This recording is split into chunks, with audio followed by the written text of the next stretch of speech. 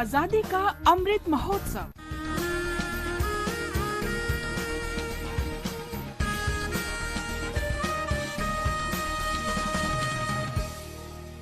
Azadi ka Safar with AIR News. India's glorious fight for freedom is one of the greatest struggles the modern world has ever witnessed. AIR News brings you a glimpse of the valiant struggle every day.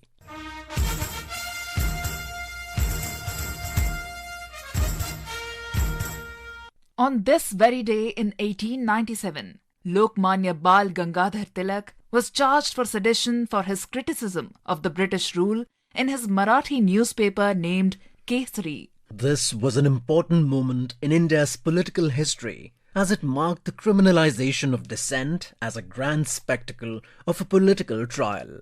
Tilak was charged for the publication of two texts, Shivaji's Utterances, a poem, and an unsigned report on the June 1897 Shivaji festival at which Tilak spoke. In 1897, Chapekar brothers shot dead two British officers, namely the Collector of Poona, Mr. Rand, who was responsible for the plague measures, and a young military officer. This incident caused intense indignation among the Europeans and in the British government of India. It was pointed out that the murders of the two officers were the direct result of the incitement caused by Tilak's speeches and articles. देश से है प्यार तो हर पल ये कहना चाहिए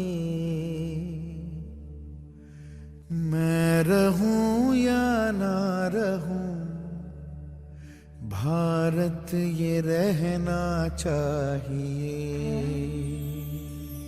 Due to prosecution's narrow legal interpretation, the texts were reduced to mean incitement of feelings of disaffection.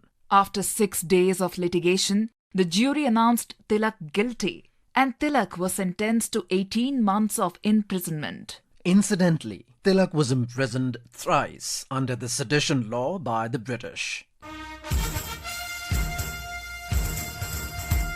When the nationalists were waging a war against the colonial rulers, spiritualists lifted the morale of Indians and told the Western world about the greatest philosophy of Hinduism, thus garnering the support of the world for India's freedom. One such spiritualist, Swami Abhedananda, was born on this date in the year 1866. He was a direct disciple of Swami Ramakrishna Paramhans, the founder of the Ramakrishna Vedant Mutt. Swami Vivekananda sent Swami Abhedananda to the USA. He went to the USA in 1897 as the head of the Vedanta Society of New York and preached messages of Vedanta and teachings of his guru. For about 25 years, he traveled far and wide to the United States, Canada, Mexico, Japan, and Hong Kong. After attending the Pan-Pacific Education Conference at Honolulu, he returned to India in 1922. He also crossed the Himalayas on foot and reached Tibet, where he studied Tibetan Buddhism. He left for his heavenly abode on the 8th of September 1939.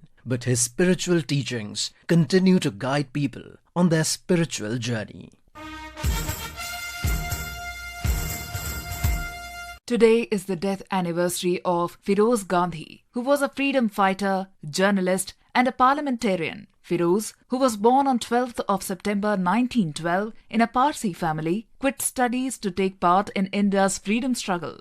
He was imprisoned in 1930 along with Lal Bahadur Shastri and was lodged in the Faizabad jail for 19 months. Soon after his release, he was imprisoned twice, in 1932 and in 1933. Feroze Gandhi married Indira Gandhi in 1942. The couple were arrested and jailed in August 1942 during the Quit India movement less than 6 months after their marriage. Even after being allowed to report on the parliamentary proceedings and against the publication of any such proceedings, having started his career as a scribe, Feroze understood the importance of freedom of the press. It is because of a private member's bill introduced by Feroze in 1956, it is possible for media to report parliament proceedings.